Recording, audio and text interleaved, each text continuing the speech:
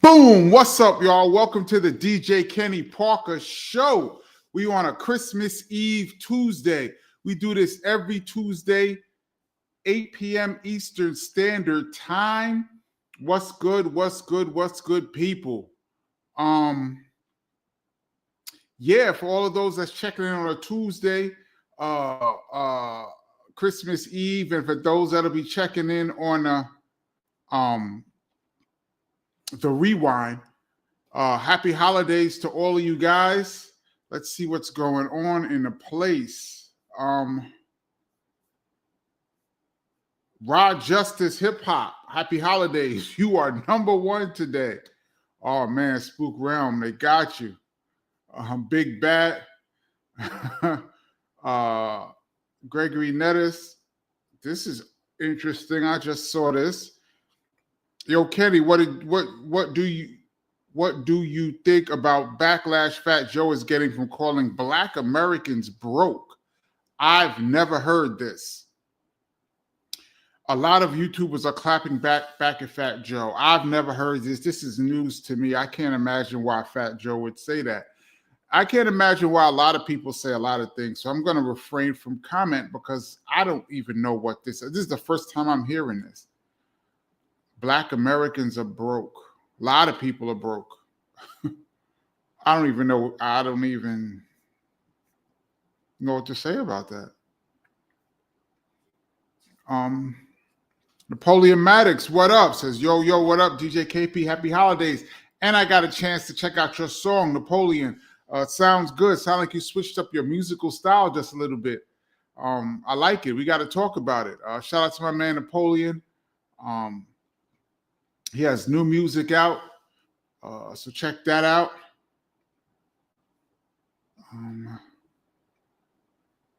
Ilroy. Wow, thank you so much for your contribution to the channel. I really appreciate it. Happy holidays to you. It really means a lot. That's big. Just a quick hit right there. Thank you so much. Ethan Sutton. This is an interesting question. Ethan Sutton, Merry Christmas, DJ KP. What is the best gift you ever got as a child on a holiday? Well, my childhood was kind of rough, so there wasn't a lot of gifts on a holiday. But I'm going to say the best gift I ever got when I was like 6, we got a big wheel. Do you remember those big wheels? They were like little mini bikes for kids, and they had like little pedals, and you ride them. They were called a big wheel. I got a big wheel for Christmas when I was 6, and that is the greatest gift ever. And it had a little space for like somebody else could get on the back. So sometimes I'll be riding, my brother be on the back, or sometimes he be riding, I'll be on the back, going down the hill on Sedgwick Avenue. Crazy. A Steel, what up? MMA Crossfire, happy holidays. For the record, next week I will be DJing for New Year's Eve, so I will not be available on a Tuesday. So I think I'm gonna move next week's Tuesday to a Monday. So next week I will come on Monday. I do believe that is the 30th of December. We're gonna move the Tuesday family up one day to a Monday because I'll be DJing on Tuesday.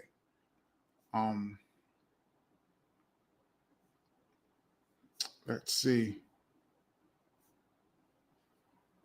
see what's going on. JT, what's up? Peace and blessings. Haitian Space Program, one of the best names ever. One day you gotta happy holidays. One day you gotta let us know how you got the name Haitian Space Program. That is very unique. Supreme Divine says, just grateful to be able to catch this one live. Yes, Supreme Divine. Glad to catch it live. Shout out to you. Shout out to the later on Rewind crew. I know a lot of people are with their families right now or doing the Christmas thing or whatever holiday you celebrate. So we're going to get the people we're going to get, and hopefully we can get some more later on. I've been checking out the Redman Muddy Waters all day. There's so many songs. I don't know. I might have listened to maybe 15 or 18. I don't know how many I've listened to during the course of the day. Sounds good. Sounds like a lot of instrumentation. A lot of punchlines. A lot of Reggie Noble's personality. I like the fact that he has a lot of hooks. I like that there's song structure. I like song structure. So yeah, I'm gonna finish listening to the Muddy Waters album later on tonight, probably.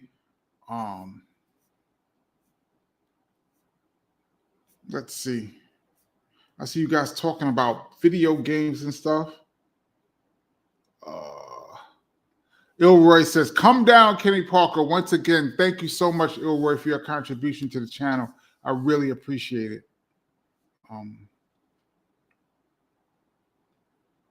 What's this? Matthew Pina. Is it Pina? Happy holidays, Kenny. Happy holidays. Where there's been beef and many battles with KRS, LL, Shan, and Ice Cube, why do you think there hasn't been beef or battle with Rakim or Big Daddy Kane?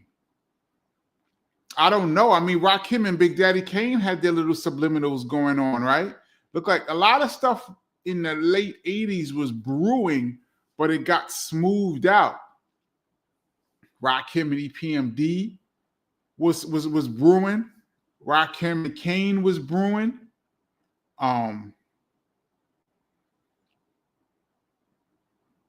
don't know about Shan. I know Cube had his beef with NWA, obviously his crew. I mean, I don't know why there weren't battles with Rakim or Kane. I'm sure there was stuff going on, subliminal. But you got to understand, back in those days too, you're talking late 80s, early 90s, there wasn't a lot of battles, because if you lost a battle at that time, that was career ending. Battles back then were career ending. Look at most of the people who lost battles. This is pretty much the end. So people were very careful when they went into all-out wars on records. But yeah, Rakim and Kane would have been monumental. And I'm sure there's battles and things that we don't even know about. People that had beefs that we don't even know about. Latrice Washington. Latrice, thank you so much. Happy holidays to Kenny and the hip hop family. Yes, on a New Year's. I'm real grateful for anybody who's checking out the show on a New Year's Eve. I keep saying New Year's Eve, and it's Christmas Eve. Christmas Eve. Dang. I got New Year's Eve on my mind because I will not be here New Year's Eve. I'm going to move the show up one day to a Monday. Next Monday. JT says, sounds like Fat Joe is forgetting himself. If he said that statement, I don't know if he said that statement. I'm cool with Fat Joe. Him and my brother and Fat Joe are really good friends. So, you know, Fat Joe is good with us, down with us. I don't know why. I don't know where all this is coming from, man. All this division is just terrible. I don't know, man. Let's see. Stu's Design, what's up? It's 1 a.m. Christmas morning here in the UK. Merry Christmas to, shout out to the UK. I love the UK. I say that all the time. Merry Christmas to y'all. Just wanted to stay up late enough to wish you and everyone here a Merry Christmas and thinking of friends and family that are no longer here. Word. We lost a lot of hip-hop family this year. A lot in 2024. Shout out to their family. I know they're really hurting right now in these holidays. I wish them nothing but the best and rest in peace to them. Stu's Design is the one who did the logo right there. I can't get my finger right there. Shout out to Stu's Design. Dear Marasuti, peace from Scarborough. Mike Rocks 25 in the building. MMA Crossfire says, I'm broke and not ashamed to say it. You know what? Broke is a state of mind. What does that mean, broke? Does broke mean you don't have money to buy the things that you want, but you have enough to buy the things that you need? Does broke mean you don't have enough money to even buy the basic necessities? Does broke mean you're in debt? You could have $10 million in your pocket, but if you owe 11 million, you're broke. So, you know, we've all been broke. We've all been there. Everybody's had moments where your pockets weren't right. That's life, man. But I don't know what the context of Fat Joe's comments were. So I'm going to say, I'm trying to stay out of all of that division on this channel. I think it's unfortunate. And but it seems like there's just more statements from the same people. But I hope Fat Joe didn't say that. I'm gonna go on record and say Fat Joe didn't say that. He didn't mean what we think he meant. Couldn't possibly. Cody 8077. I don't recognize that name. What's good? Are you new to the channel? If so, welcome.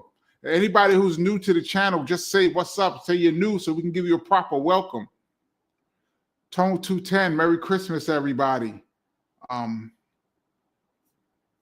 Let's see. VHS Hip Hop. Boom. We are live. Joey Joe. I see all the regulars in here. Henry Cedillo.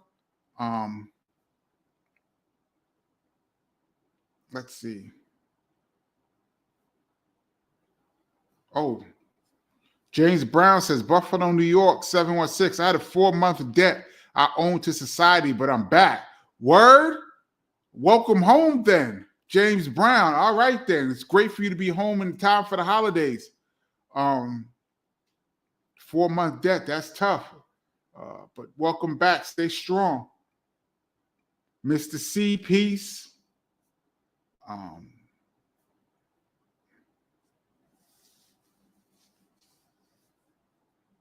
I'm going to click on this, even though my better judgment tells me I shouldn't. Mike Rocks. This Lord Jamar Fat Joe thing, to me, has COINTELPRO hands all over it. Yeah. And to keep chaos and confusion and split between our culture, and those two, for me, are knowingly agents of the program. I'm not going to call anybody an agent of the FBI. You can unwittingly be doing the workings of the government. But the rhetoric, at some point, it has to stop. I don't know who, like I said, I don't know who said what, so I'm not accusing anybody of anything, and I'm cool with both of them. I was even on Lord Jamar's show a couple years back. We talked about my book. The link is in the description below. We talked about my book and everything on there, and I've known Lord Jamar for decades. You know, shout out to the whole brand newbie. And of course, we had Sadat a couple weeks ago, and Sadat will be back in January. Shout out to Grand Pooh. Shout out to Alamo. I met Fat Joe. I knew Fat Joe before he knew KRS-One. Like way before he knew KRS-One. I met Fat Joe in like 92. No, that's a lie. I met Fat Joe in like 90. And him and Chris became friends probably like way later. But anyway, I say all that to say I'm cool with all of them. So I don't know. I'm going to try to stay out of that, but it's ugly, man.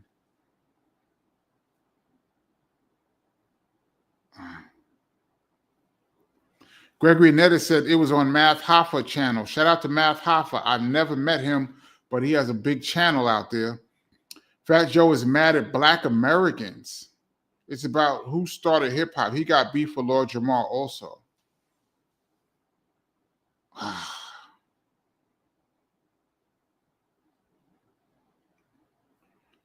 GF Worrell, what's up? Said my comment keeps getting cut off. Muddy Waters 2 is ridiculous. 32 tracks. Yeah, that's a lot of tracks, man. I don't know if I have the attention span to listen to any artist that long. And I love Reggie Noble. He's one, like I said, he's in my top 5 favorites all time. but 32 tracks is a lot. But I'm gonna listen. I've been trying to do a lot of catching up. He says, but I'm enjoying Be Real and Psycho Less even more. Somehow I missed that coming out. It's fire. 2024, we've been blessed with a lot of classic artists dropping music. Maybe the most in my recent memory. We got Common and Pete Rock. We got new Ice Cube. We got new Dre and Snoop. We got new Redman. We got members of the Wu dropped music. KRS dropped. Kane, Rakim. All kind of people in these 12 months have dropped music. I'm forgetting people, like you said, Be Real and Psycho Less. We got Nas dropped music and it's coming with more. I mean, a lot of people, a lot of the classic artists are dropped music in 2024. Zartan215 says, peace, KP, peace. Franz Wolfaz, I don't recognize that name. Welcome to the channel, says Spain in the house. Wow, that's far. I've never been. Have I been to Spain? No. In my time in the BDP crew, I had never been to Spain. I know KRS performed there a few times. I never got to go there. Would love to check out some of that food.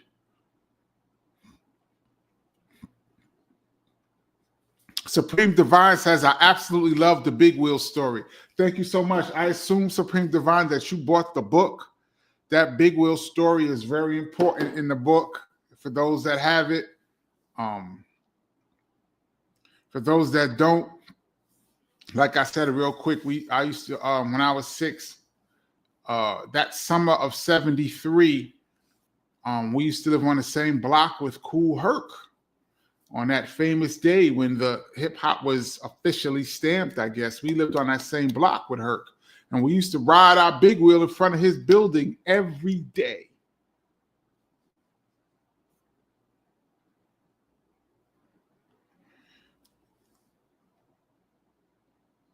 Uno, let's see. I'm about to butcher Unox because I can't even. I don't even want to butcher your name. I'm just gonna leave it up there. Woo! But he asked the question, yo, Merry Christmas, DJ KP. Yes, Merry Christmas. What's your favorite Christmas rap song? Well, to me, it boils down to, I'm trying to think off the top of my head. I know Snoop and them got that gangster one that I like, but I'm gonna put that at 3. So it comes down to Curtis Blow or Run DMC. I like the Curtis Blow track better, but nothing beats. It's Christmas time in Hollis, Queens. Mom cooking chicken and hot. That's the song, man. That's the song. Run DMC, Christmas in Hollis has to be the song.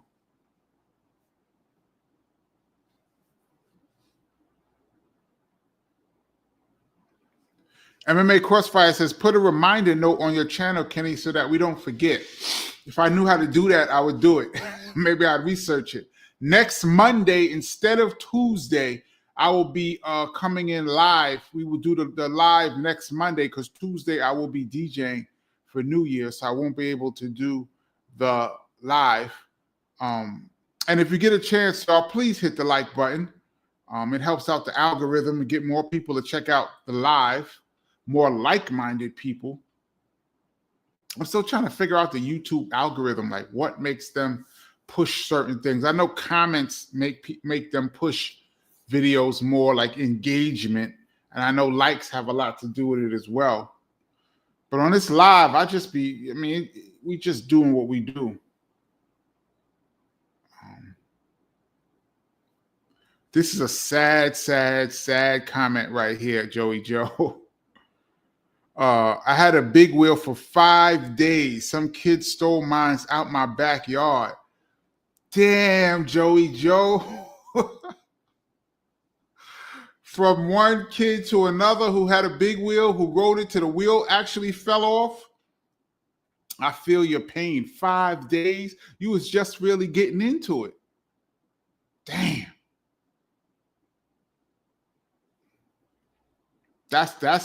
Man, I feel like shedding a tear for you.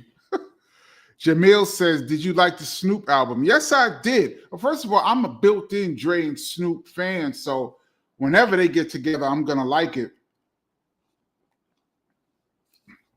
Dre's production is like next level.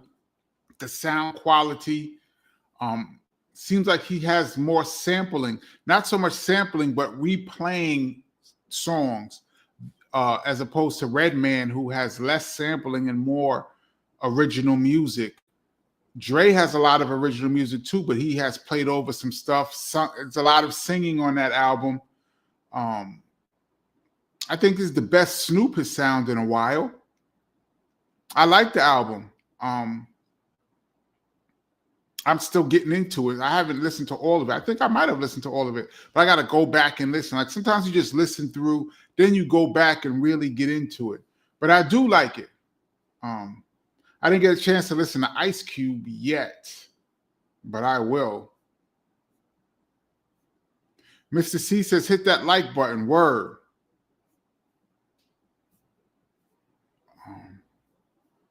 Yeah, I was just talking about that. Zartan 215 says, Kenny, have you heard Redman's new album? I'm listening to it now.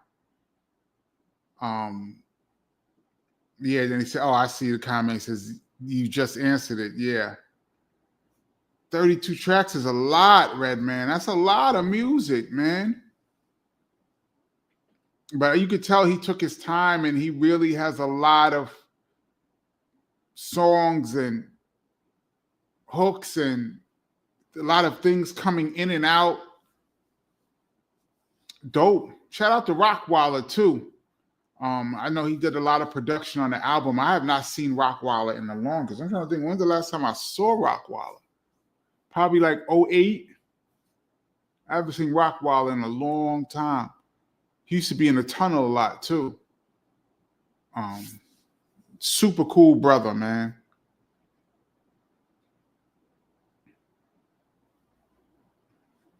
Marvin Keller says, hey, Kenny, to stop the violence message, did that come about because of Scott? I'm not sure.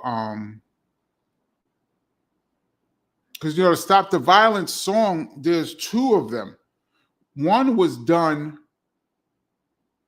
maybe when Scott was still alive. I'm not sure. One was done with a reggae group called Jam Rock Posse.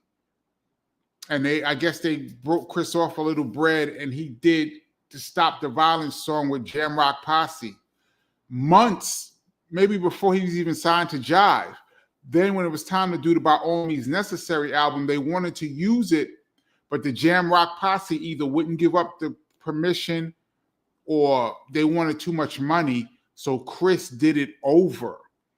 So actually, the Stop the Violence song that's on the By All Means Necessary album is actually a remix. The original one is from the Jam Rock Posse. I'm pretty sure it's out there on YouTube. I had the vinyl years ago. That's how I remember the story. I'm not sure when he recorded it, but I know it was recorded well before By All Means Necessary dropped, and that dropped like March of 88. Scott passed in August, like late August of 87. So you're looking at like 6 months, 8 months, maybe.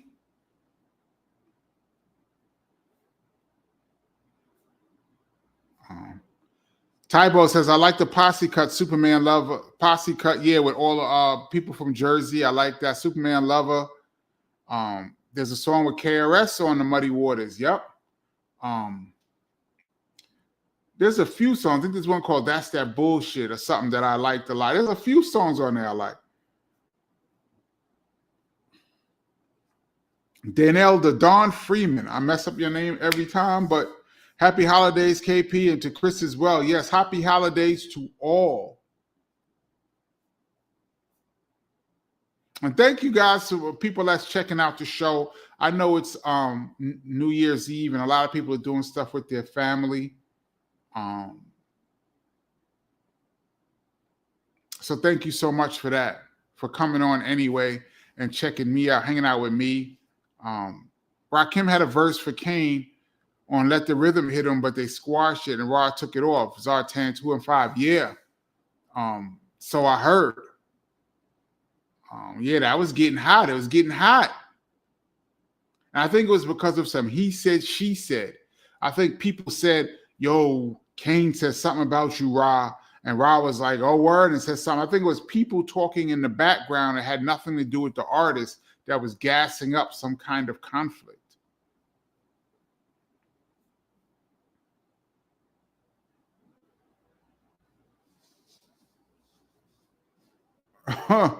Tybo says, y'all love asking Google known questions. Like, do some research instead of asking obvious questions.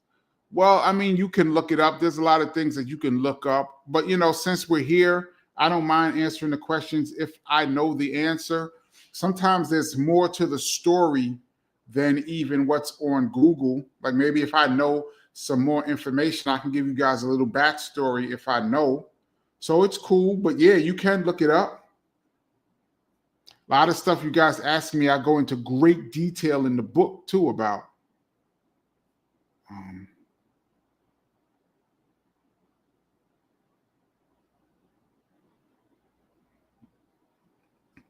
Matthew Pina says, thank you for answering my question. Peace, and it's pronounced Pina. Matthew Pina. Watch your show for the past 6 months. Thank you. Peace from St. Lucie, Florida. Is it St. Lucie or St. Lucie? St. Lucie? St. Lucie? Shout out to Florida. I wish I was there now. It was 10 degrees in New York last night. Ridiculous.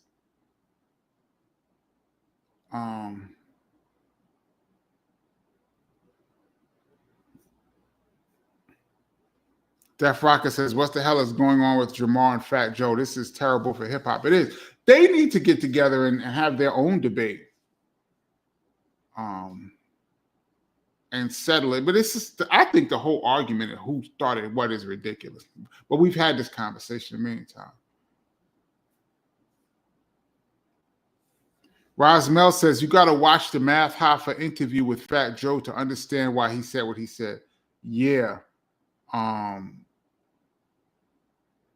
I guess there's more. Like I said, it's probably more to the story. I haven't seen it.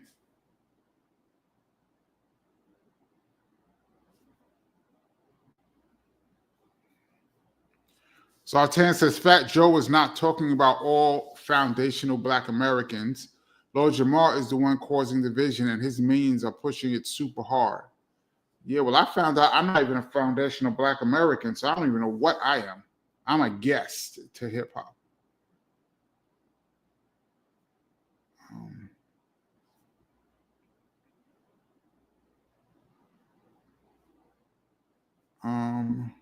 Let's see.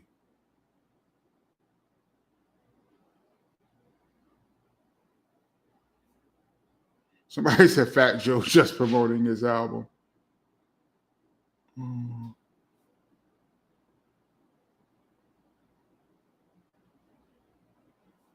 Let's see.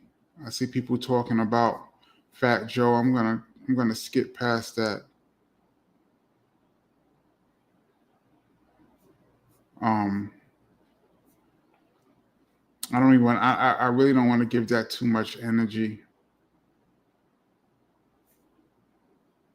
I don't want to give that too much energy.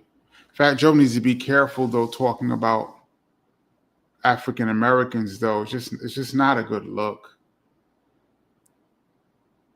But I don't know what he said. But it's just a line when you start talking about races. It's just a line.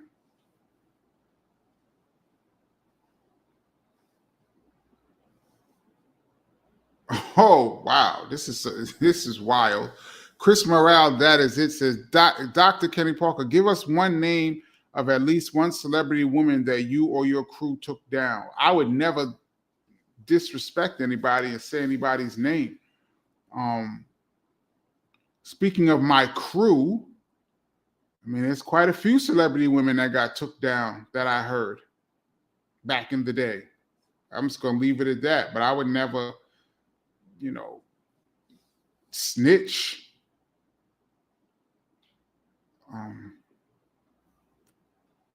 Wiggles OBK says, "What's up, KP? Merry Christmas from Germany. Big up Germany. I like Germany. We did a lot of shows there. Y'all don't have any air conditioning though. What is the story? I was in Germany, and last time I was in Germany was 2010. No AC. What y'all doing?"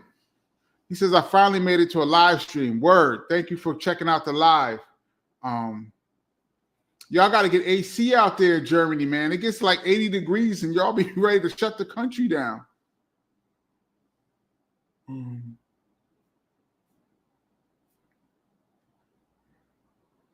Mr. Professor says, Southwest Philly in the building. Happy holidays. Yes, shout out to Philly. Another place that I love to we used to love to do shows there. Philly crowd used to get crazy. Let's see. Let me scroll down. Look who showed up. Benny Doyle. I think Benny Doyle likes to make late appearances now. Benny Doyle likes to show up half hour in for the grand entrance. Okay, Benny Doyle, we're going to start giving you grand entrances now when you come in. Let's make some noise for Benny Doyle. Benny Doyle says, Sadat X in 2 weeks, going to be great. Yeah, let's hope Sadat is ready to rock and roll. He said he is, so we'll see.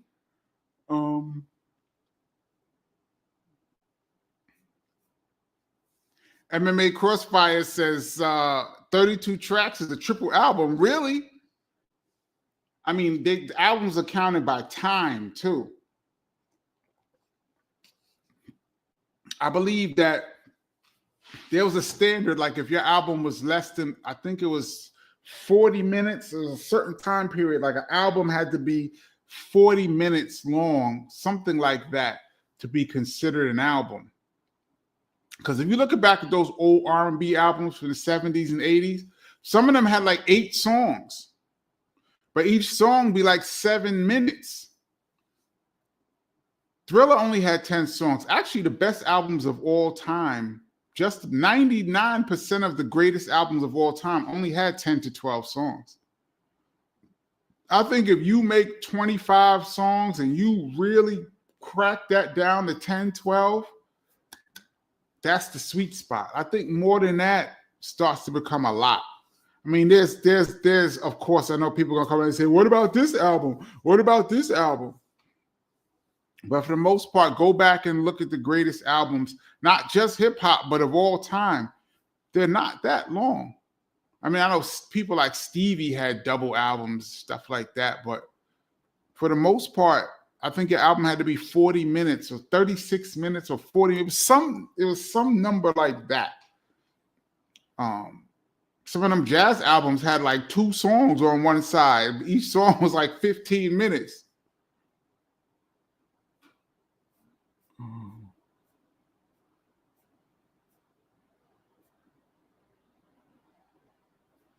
Yeah, Rod Justice says 32 tracks used to be 3 albums.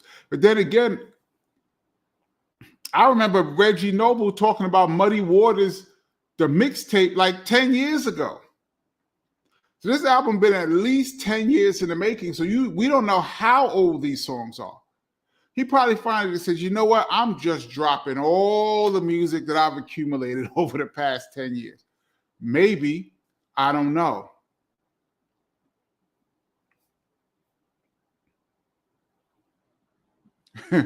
So Artez said, I had to take 3 breaks to listen to Muddy Waters too. So long, but it's so dope. It is dope, but it's long. I don't have the attention span. I don't.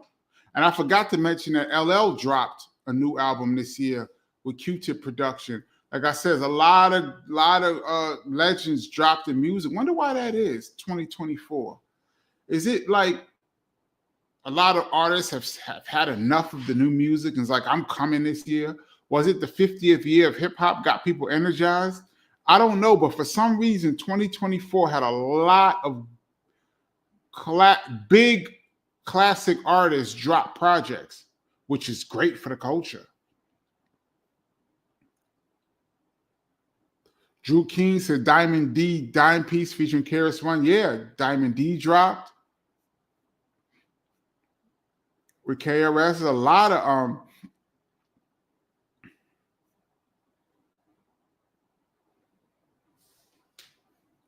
Hannibal says, I feel like Nas really kicked off this resurgence with his 6 albums in 2 or 3 years. That could be true. But Nas, at least Nas dropped, 10 songs or whatever. He dropped one album a lot of times instead of 30 songs one time. So I don't know. Maybe, I don't know. It's a lot of music, Reggie. I think he has a video for the song called Jersey. Is that the first single? Flowetry, what's up? Peace, Merry Christmas.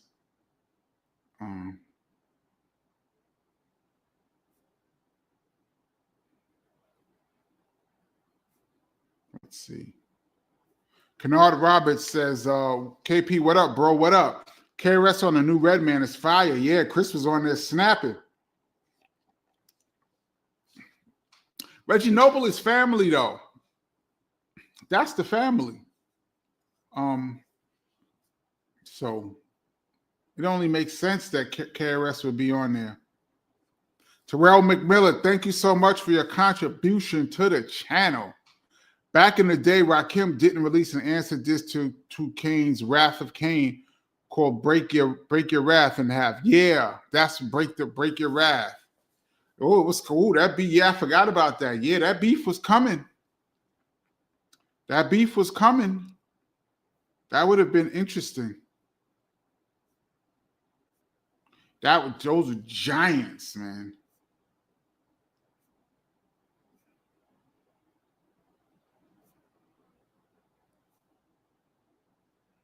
Let's see.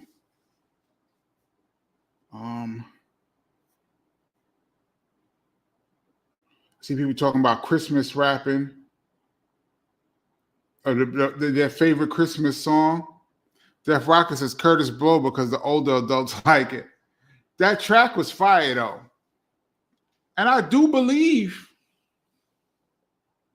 somebody said that Christmas rapping by Curtis Blow came out before the breaks. I thought I saw that somewhere. I was surprised to see that. I'm not sure if that's true, but I saw somewhere that Christmas rapping actually came out before the breaks. I would love to get Curtis Blow on this channel to talk about production. I don't even want to talk about rap so much. I want to talk about his production. Would love. I have no contact with Curtis Blow. But he's always been cool. Every time I've seen Curtis Blow, he has always been nice to me. Shout out to the legend.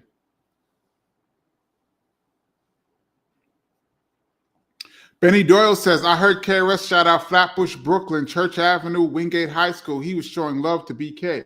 We used to live there. We used to live on Church Avenue for years as a kid. East 35th. We lived on East 35th Street and Church, right on the corner. There's a lot went down on that corner. That's when Chris first started emceeing on that corner. East 35th and Church. Wingate High School, we used to walk over there to play basketball. I used to drag Chris with me to go play ball at Wingate. We used to have to cut through Kings County Hospital. That's the neighborhood, man. Shout out to BK. Shout out to Flatbush.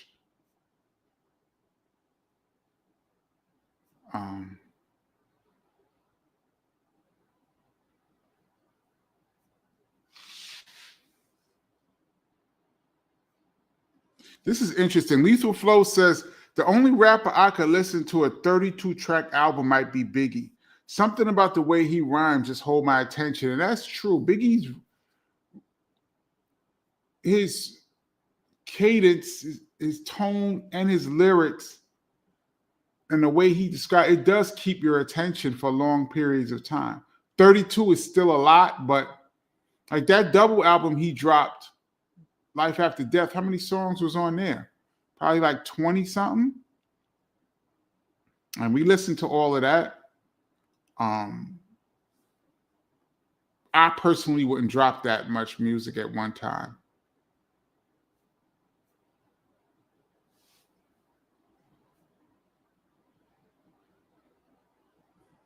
MMA says Public Enemy's Fear of a Black Planet was one of the greatest double albums of all time. That was a double album?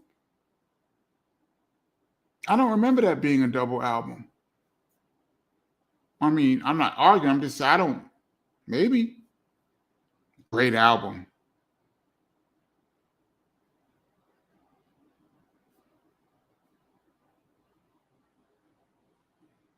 Wow, Muck the General says, I respect Redman, but I was never a big fan of his music. And the reason I posted that is I always talk about on this channel how music is subjective and how there's no such thing as dope and whack. And, well, there's such thing as whack, but not really. I don't like using words dope and whack and best and top because it's too subjective.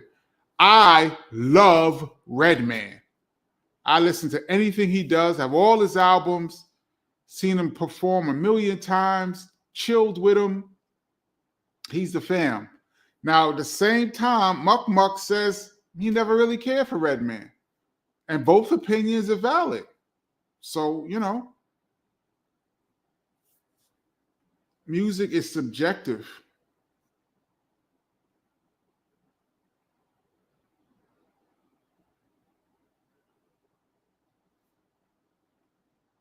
Floetry says, how do you think the new Muddy Waters albums compare to the first? You can't even compare.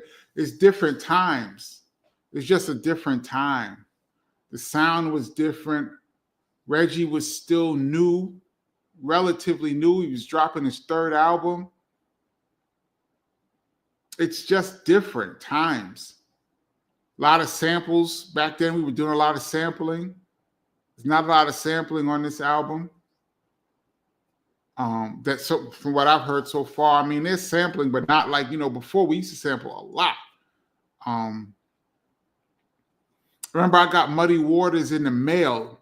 Back in those days, we used to certain DJs used to get vinyl sent to them from record companies to play. And Def Jam used to send me all the Def Jam music. I remember I got the mail, I opened it up, and I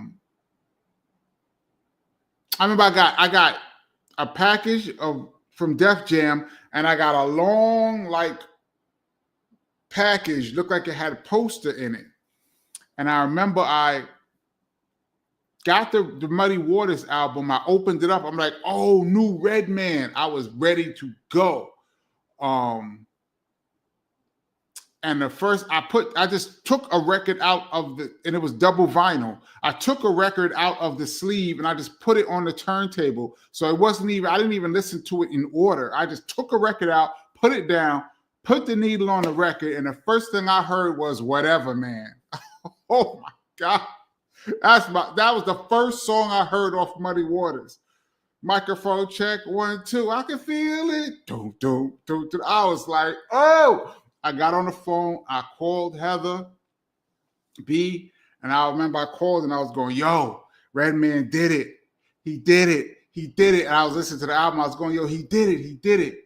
And Heather was like, yo, I want to hear it. So Heather came by my house, and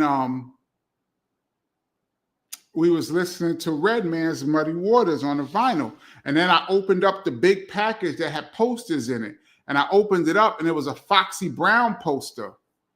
And I was like, oh, so Foxy must be dropping too. But it was huge, like a big poster that goes all the way up your walls, rolled up. And I was like, I'm not going to put a Foxy Brown poster up on my wall, though. I don't know if I'm going to put that on my wall.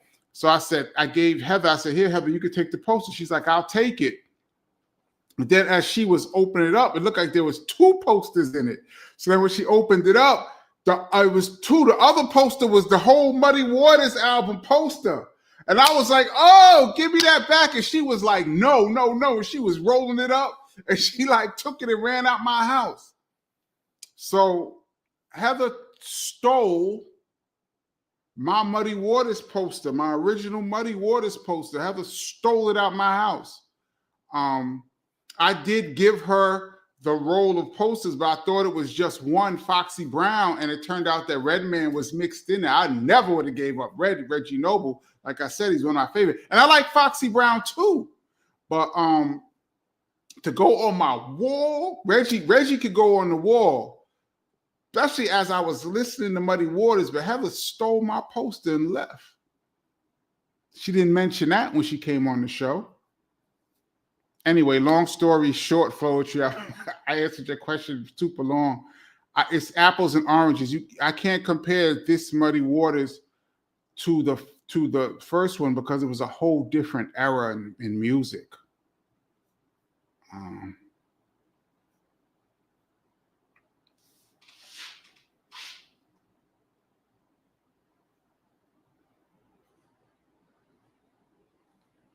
Benny Doyle says, I love that Kenny dropped a Tuesday effort on a Christmas Eve. Thank you so much. Thank you for everybody that's on the check-in.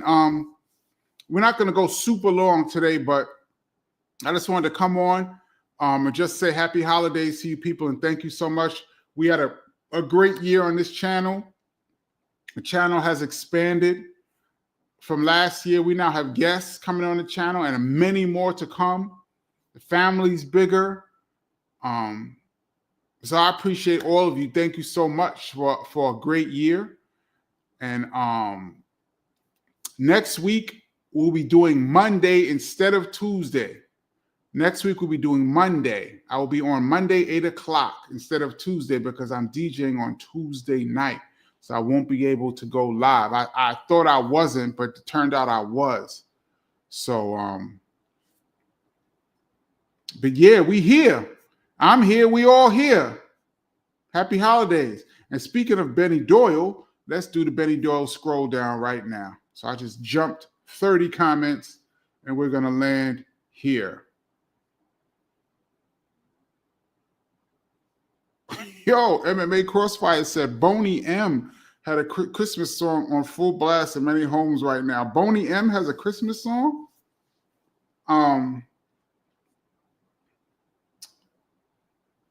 Boney M is part of that Milli Vanilli controversy. If you guys don't know, I think I'm going to do a Milli Vanilli epic fails. I got a Milli Vanilli epic fails. Maybe I'll do that. A short epic fails before the year ends. I have one about Milli Vanilli, and I think I want to do it. I should do that. I got a Milli Vanilli story. Kevin Moreau says, do you have more Heather B demos? I do not. Everything I've ever done with Heather is out. It came out.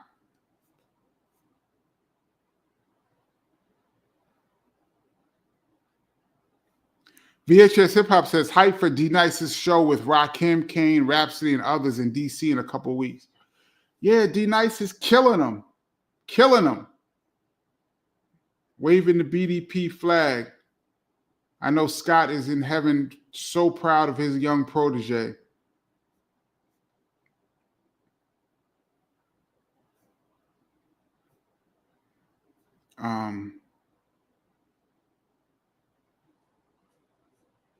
Let's see.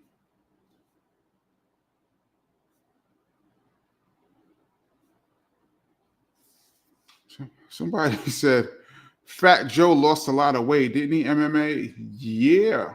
You ever see, I was looking at, somebody tagged me in a video of KRS-One at Lehman College. And I was looking at the video, we was rocking, it had to be like 95. And Lehman College in New York. And I'm just looking to people on stage. A couple of them have since passed away. Rest in peace, Willie D, who was the backbone of BDP. He passed away. And shout out to Big iGuard. Those from the Bronx know iGuard from Webster Projects. He passed away too. And I was looking at the video and seeing him on stage. some rough characters right there. And then Fat Joe was on stage too. It was like a whole Bronx thing on there, and Fat Joe was on the stage, and he looks almost completely different than he does now. He's almost unrecognizable now. That Fat Joe that from 95, he would walk right, but you wouldn't recognize him. Fat Joe must have lost 150 pounds, maybe more.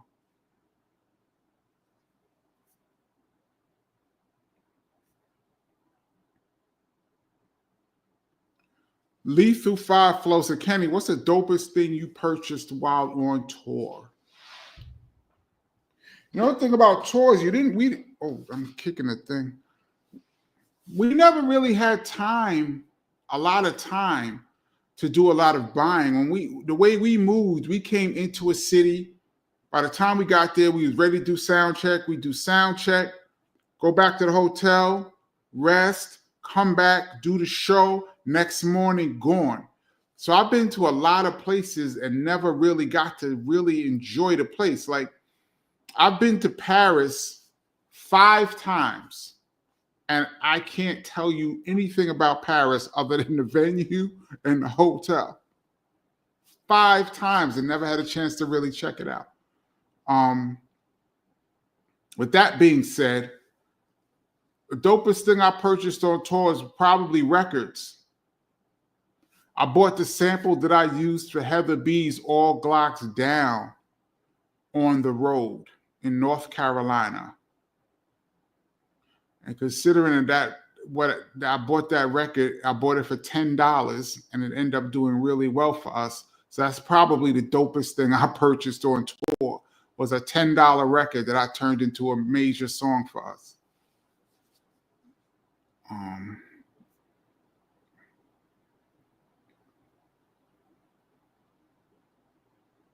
I see a lot of Lord Jamar talk on here.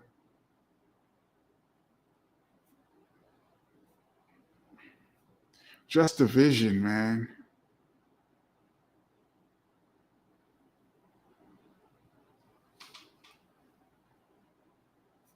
Let's see. I'm just reading. I'm looking. You guys be having your own conversations on here. Gregory Nettis be saying some wild stuff on here.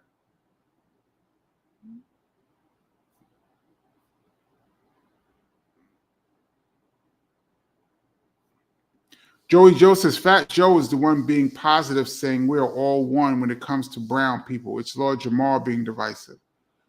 Well, once again, I haven't seen anything that Fat Joe has said, so I don't want to comment too much, but I will go with that stance. We are all one. The struggle that we're in is it's us against them. And it's not skin color. I'm just going to leave it at that.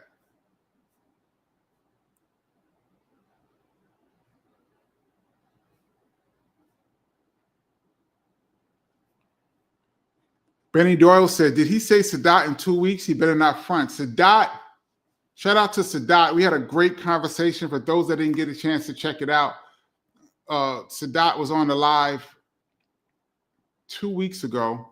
And then he said he's coming back in 2 weeks. And I was like, I'm going to hold you to that. And the only reason that I pushed it back was because of the holidays. I pushed it back to January. And he texted me and was like, don't forget. And then I texted him and suggested that we push it back to January. And he was like, okay, let's go. So as of like a week ago, Lord, Sadat is ready to go. So we're going to see. Sadat was one of the great voices ever.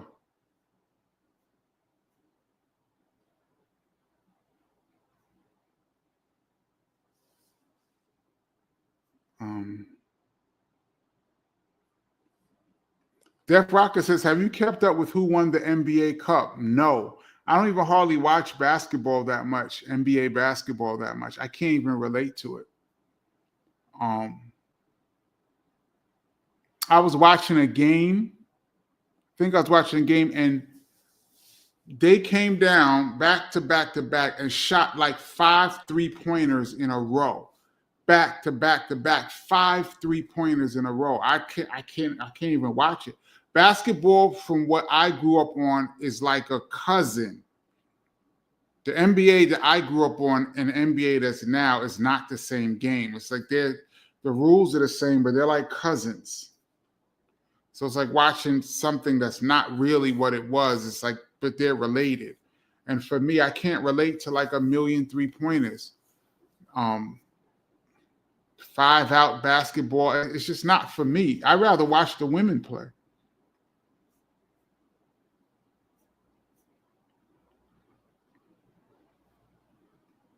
James Brown said, do you still listen to early 80s rap? Hell yeah, I do. That brings me back to my childhood. What was I just listening to the other day? Rocking It, Fearless 4. Shout out to Tito. I was just listening to Rocking It like yesterday.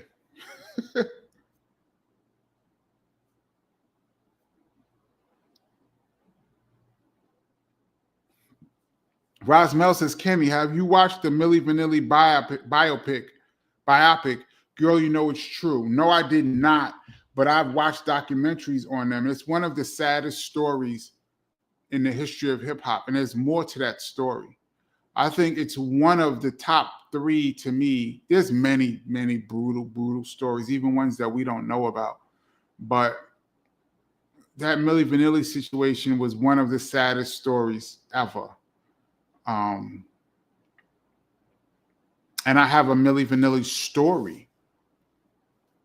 I'm going to do it as an epic fail. I think I'm going to do it this week so you guys can hear the story that I have. It's a quick one, but it's interesting. I think it's interesting.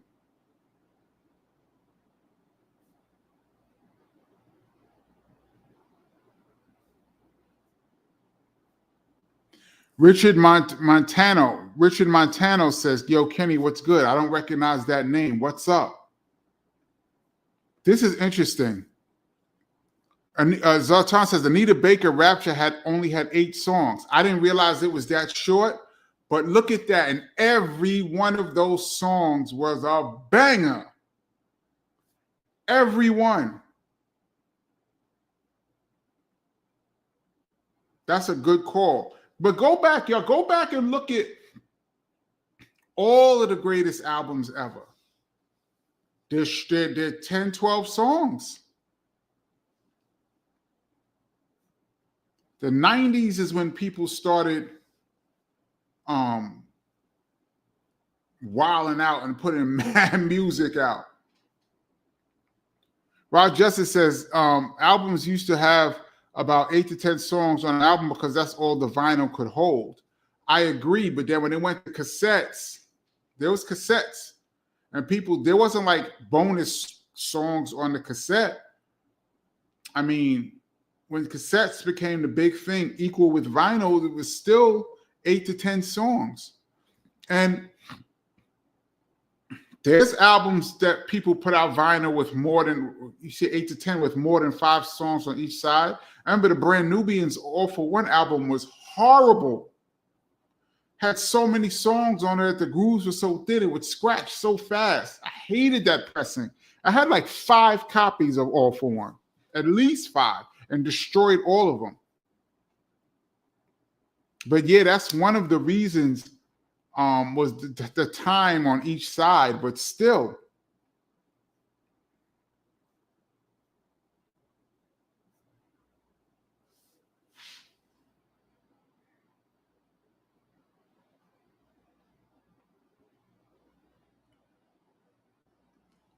Napoleon says, thanks for digging the new sounds, KP. Word. Yes, check out my man Napoleon. I wish I should have put the link in the description below. Maybe I'll do it when I get off. Check out my man Napoleon's new music. He says, speaking of Germany, when are you going to have Jeru on? That's a good question. I keep forgetting. I don't have Jeru's number anymore. Maybe I'll reach out to him on social media. That's my dog too. So shout out to Rue. That's my guy, like my guy. So that'll be real interesting to hear him talk. And he's hilarious, y'all. At times I've got to hang out with Jeru, we always chill at the Eastern Parkway Parade in Brooklyn. We chill for a couple hours. He heavy in stitches.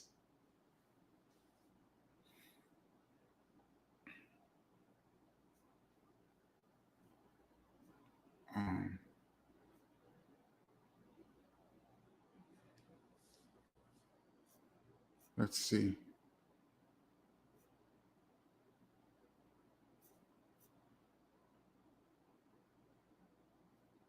There, Myra Sweet said, I wonder how much Muddy Waters cost on wax. I wonder, first of all, who's putting out, what label is he signed to? I doubt he's still on Def Jam. Maybe he'll get a distribution deal, but it has to be like a 3-album, 3 pieces of vinyl. That's probably going to cost like $35. Easy.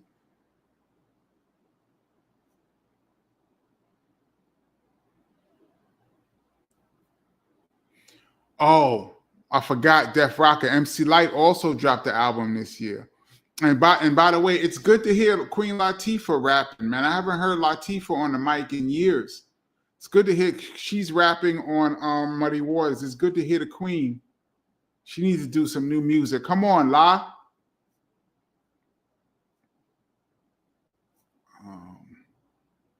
Let me do a super scroll down because I'm getting behind.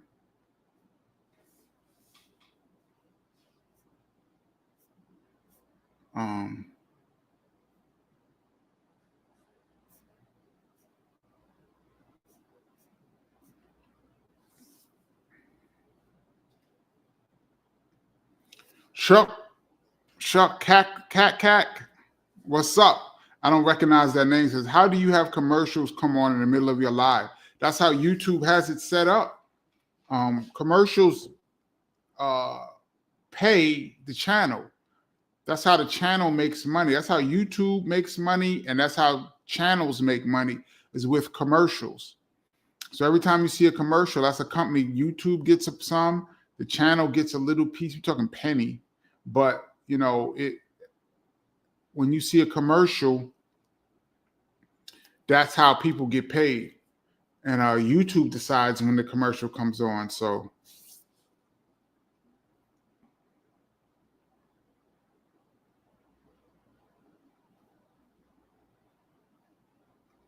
Baby Bloomer says, have you ever talked about the KRS One Christmas rap with Mad Lion? I remember that vaguely.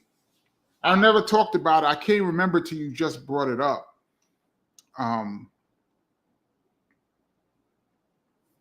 We've never talked about it. I just remembered it when you brought it up just now. I have to go back and listen.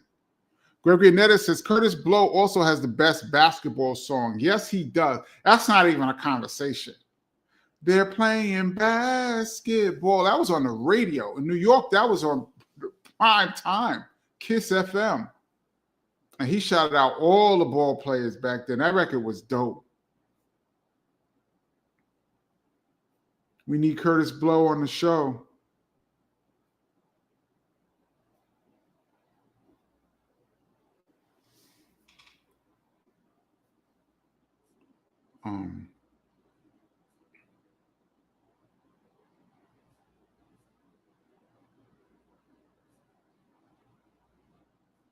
Oh, Old School Fool says Biggie had the voice, but his content was garbage. Wow, I love Biggie. I can't even concur with that, but I respect your opinion. I think Biggie was dope.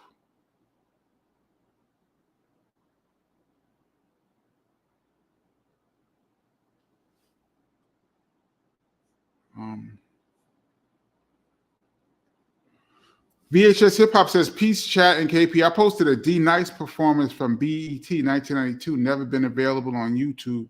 Digging in the tapes. Word. I'd like to see that.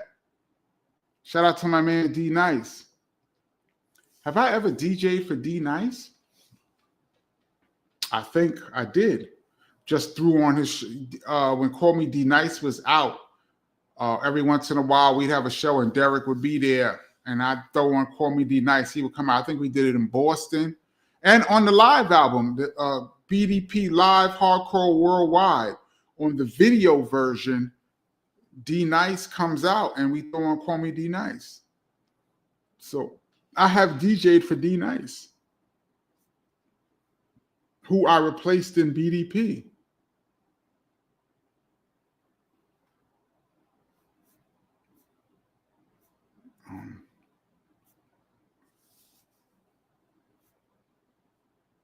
Let's see.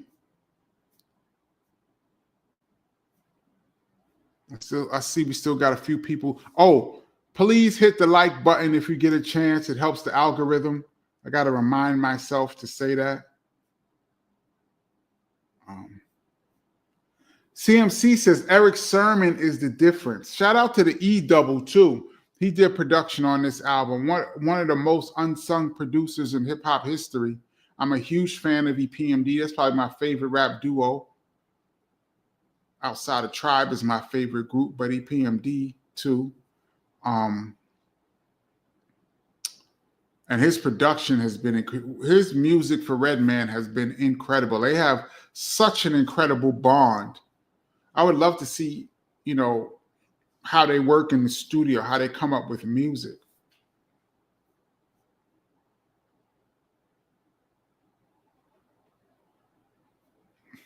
Hard Cole said there is such a thing as rappers making too many albums. I agree.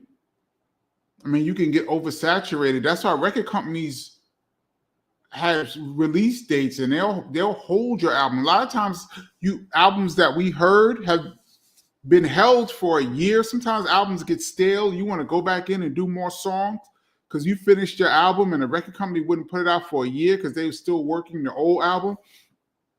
I believe that happened to Madonna.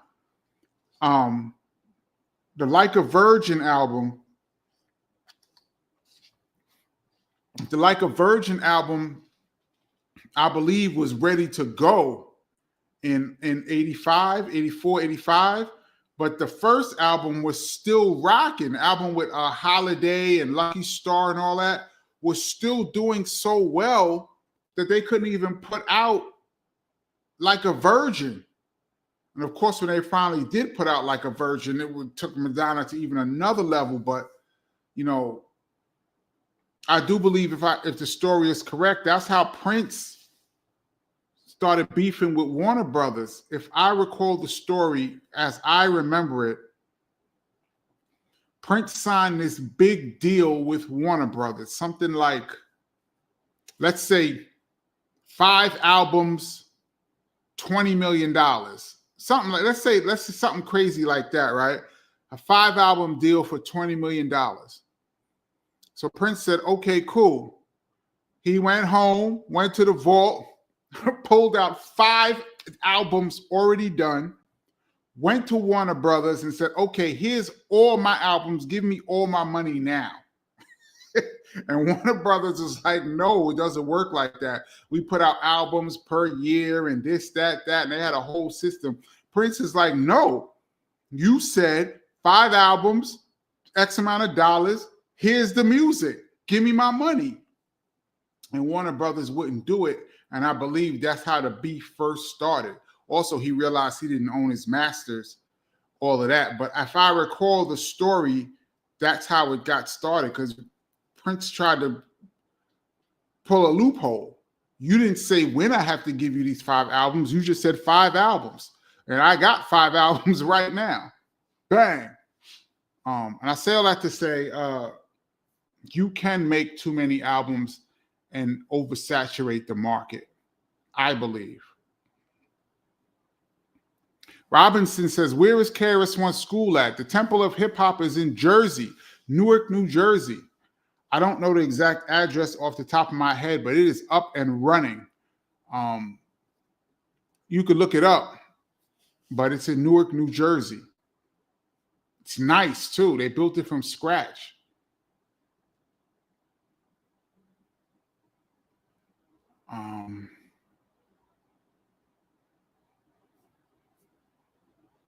We're over an hour already, y'all. Y'all still in the building with me? We'll rock a little longer. I know it's getting late and it's Christmas Eve. I'm going to cut it a little short. EP says, I saw Run DMC and Jay at Wingate. Wingate Park in Brooklyn used to do a lot of concerts in the summertime. And it'd be like 10,000 people out there, free concert in the park in like the early 2000s, late 90s, early 2000s. I saw Kool and the Gang there. I saw, no, that's a lie. It wasn't Kool and the Gang. It was JT of Kool and the Gang. Wasn't Cool. That's what they were doing, separate shows. It was JT of Kool and the Gang who opened up for Tina Marie, who bodied Wingate Park. And I never got to see Tina Marie sing in her prime, but I saw her in 2000. It was either 99 or 2000. She killed it so bad. I remember it was 10,000, all black crowd in Brooklyn. She might have been the only white person in a 5-mile radius. And I remember she came off the stage and was going into the crowd, and security was all like around her. And she said, that's all right. I don't need security. I'm with my people. Like that. Everybody went crazy for Tina Marie. I was like, oh, shoot. It was true. The love she got in there. I saw Shaka Khan in Wingate Park. I saw Brothers Johnson in Wingate Park. I don't know if they still do that. I think with budget cuts, there's not as many shows in Brooklyn like there used to be. But there was a time when there was a lot of free shows out there. I'm getting flashbacks. EP, you brought up Wingate. I'm just rambling. I'm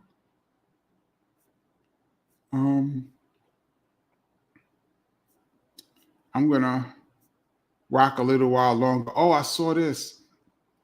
Def Rocker says, R.I.P. to Ricky Henderson. Word. I'm not a huge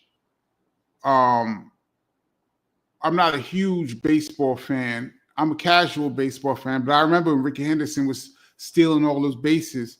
I think he passed away at 65, which is young, man. Rest in peace to Ricky Henderson. I do believe he's a Hall of Famer.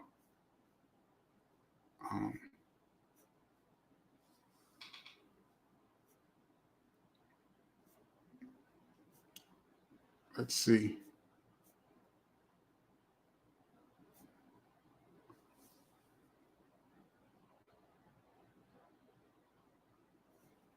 Rosmel said that first Muddy Waters album didn't age well. Wow.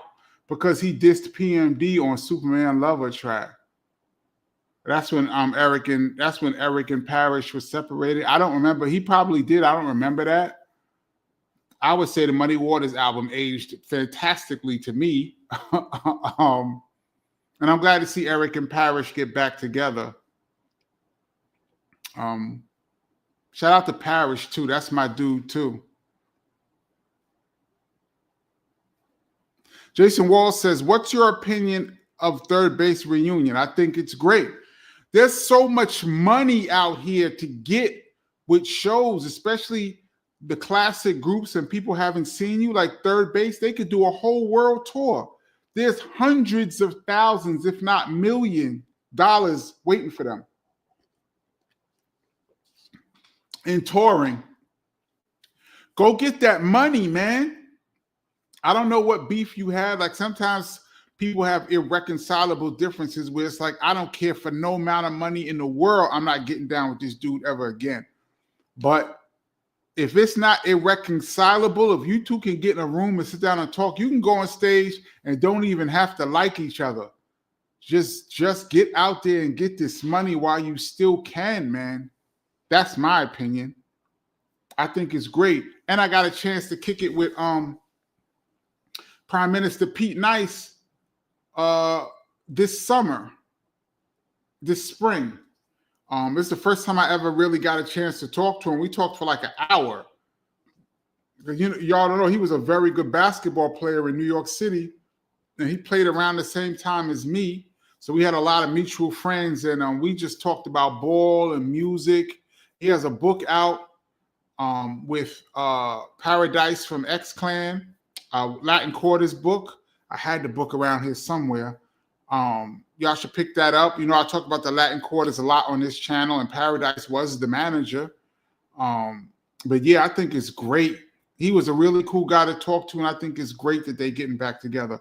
And shout out to Search as well. I haven't seen Search in forever, but he was mad cool.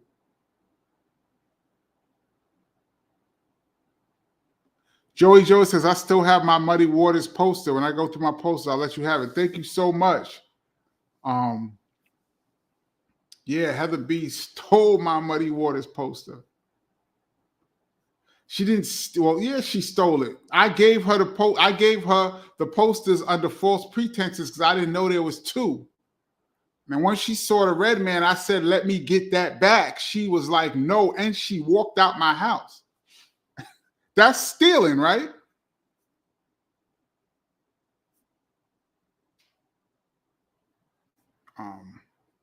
We're at 1 hour and 15, y'all. I'm going to go a little while longer. I'm going to jump off.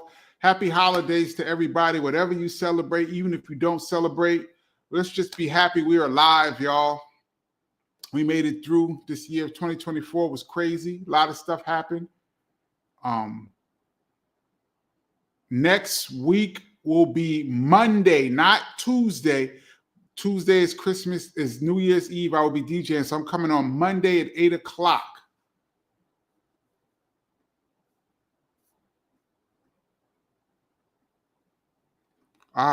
This. Terrell McMillan, thank you so much for your contribution to the channel. I really appreciate it. And he says, the Temple of Hip Hop is on 55 Ludlow, Newark, New Jersey. Boom. There it is. 55 Ludlow is the Temple of Hip Hop. It's a really nice building. I was with Chris a few months ago, and he was showing me pictures of the building before it opened. It was still under construction. They sent him pictures of what they were doing to the front, which he liked and looked good. So I need to get over there as well.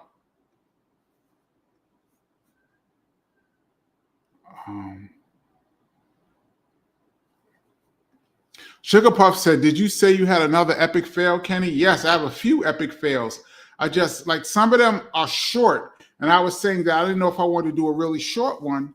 But you guys here on the channel was like, yeah, if you got a short epic fails, do it. So I got a few of them. I have a million stories, y'all. But the one we were just talking about Millie Vanilli, and I have a Millie Vanilli story, which is an epic fail, and I want to do it. So I think I'm going to do it coming up before the year is out. All right, before we get out of here, I'm going to scroll all the way to the bottom and just look at a couple of comments, and then we're going to get out of here. Dartmouth says, why use no-see drones? I did not see any drones. I have not seen the drones that people are talking about, but a lot of people have seen them.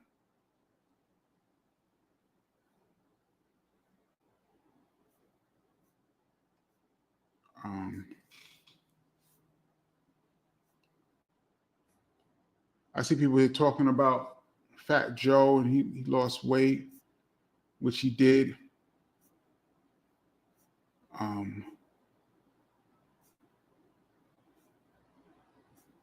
Let's see. Muck says the NBA is not even interesting anymore. It really isn't, man. I mean, I get down during the playoffs. When the playoffs come, then I start to come around. You know what's even more disgusting than an NBA basketball game? The All-Star game is unwatchable. What was the score last year? 180 something or 170? It's beyond. Even the Harlem Globetrotters play more defense. The Washington Generals play more defense against the Harlem Globetrotters than they do in that All-Star game. Now they're trying to change the format around. It's just a mess. They changed the NBA rules to make it easier for the offensive player to score because they wanted to bring in more fans. And what they did was destroy the grit of the game. They took away the defense. That and the analytics of shooting 3-pointers, I can't watch it. I try. I just don't understand how you could have a center, how you could be drive to the rim, have a chance at a layup, go past the basket and throw it all the way out to a 7-footer who shoots 25% from 3 and have him shoot it and say that's a good shot. You got a 7'5" guy shooting 3-pointers. Man. All right, y'all. 2 minutes. We're doing two-minute warning. We got to start doing a 2-minute warning. I'm going to start doing that now. Dartmouth said, is that Spoonie Gee on your wall behind you? No, that is Super Rhymes. Rest in peace to Jimmy Spicer. I got to meet him that day. Shout out to my man, Zulu Jeff, who hooked it up. Get well, Jeff. I walked up on him. Super Rhymes changed my life, that song. I walked up on him and I said, excuse me, sir, can I please take a picture with you? And he said, yes. And I just held out my phone and I took that picture, which I will cherish for the rest of my days. There is a 13-year-old kid. The young 13-year-old in me is going absolutely crazy right now that I got to meet Super Rhymes. And I called my brother. I sent him the picture. I'm like, yo, it's funny. It's a funny story. I called Chris. I was like, yo, guess who I saw? Super Rhymes. And he was like, yo, Chris told me, he said, yo, I saw Super Rhymes at a show. And he said, I had just finished doing Outta Here. And he said, there's a part in Outta Here where Chris goes, you remember how large Super Rhymes was? And he fell off. And we all loved him. Chris has said Super Rhymes in 3 different songs in his career. He has mentioned Jimmy Spicer Rhymes. And he said, I remember how large Super Rhymes was, but he fell off. He said he had just finished doing that rhyme. And then he says, God walked up to him and says, hey, I'm Super Rhymes. Why wasn't I there for that? Yeah, Chris told me the story. So right after I took that picture, I called my brother, so excited to meet Jimmy Spicer. It may not mean much to anybody else, but for my childhood, that was a big deal. Oh, this is James Brown said, I was listening to Sequence Funk You Up this afternoon. Getting Angie Stone on here would be really dope. Or Cheryl Pearl, any of them. They're really pioneers. They don't get mentioned that much, but they're really pioneers, man. All right.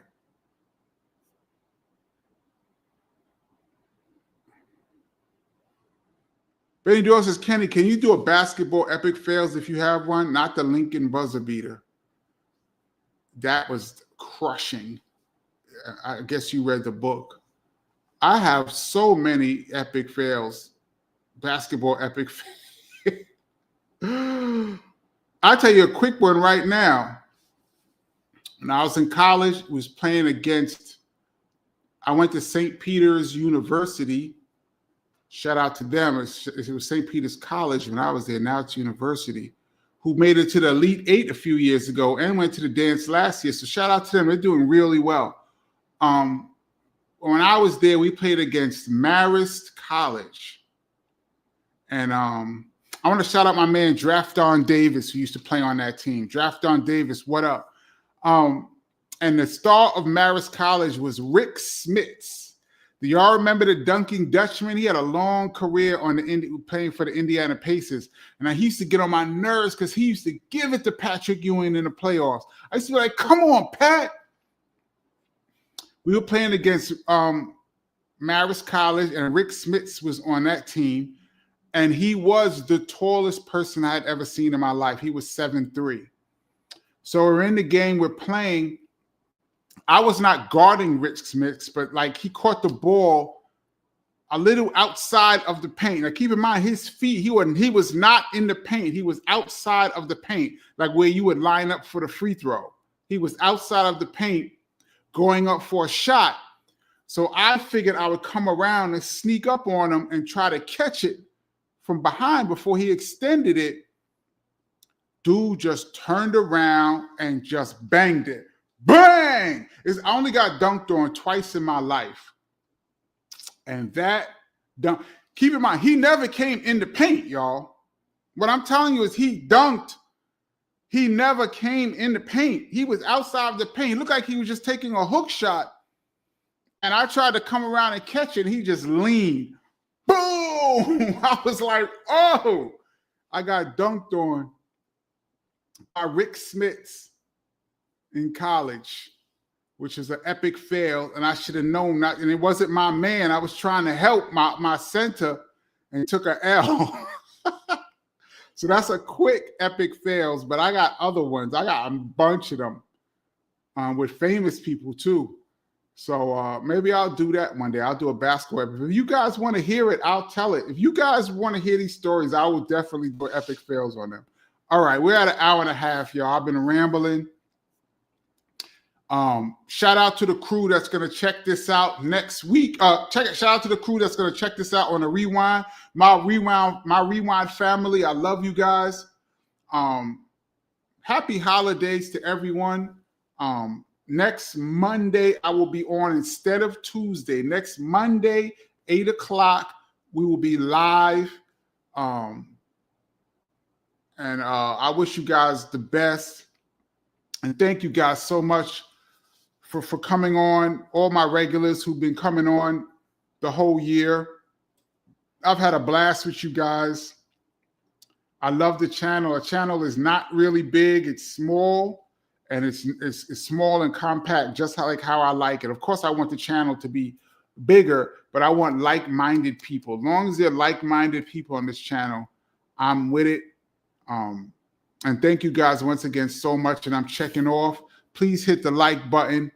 If you haven't subscribed already, I'm assuming most of you guys have subscribed already, but if you haven't subscribed, please subscribe. Hit the like button, and I'm going to catch you guys next week, Monday, 8 p.m. All right, y'all. Peace.